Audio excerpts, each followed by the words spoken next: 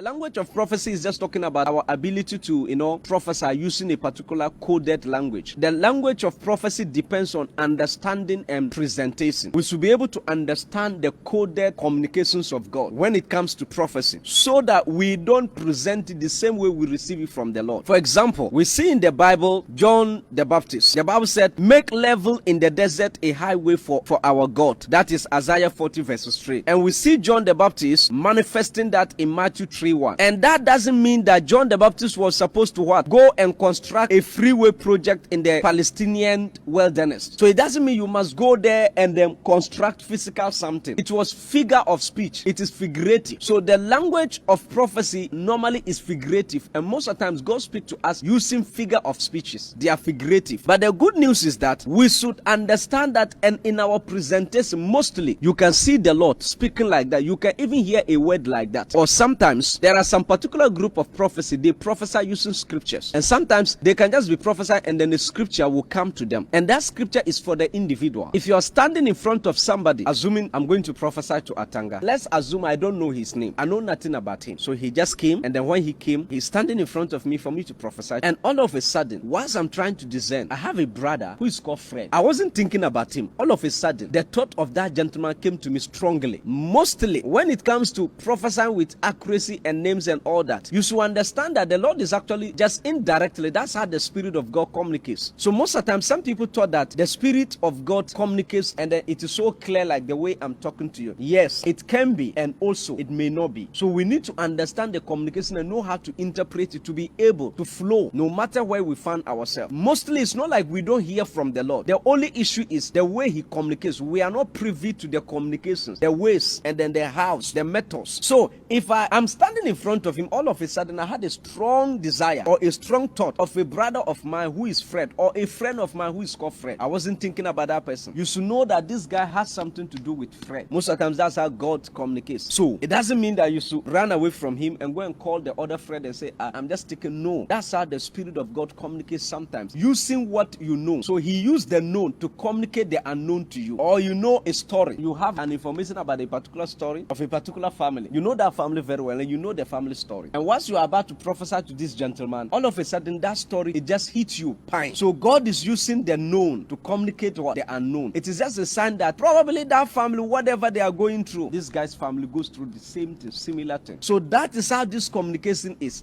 Now, if you are bold enough to approach him and to tell him, you will be considered one of the greatest and the accuracy and blah blah. But mostly it is simple. God used a known thing to communicate the unknown, to show you that this is what is happening.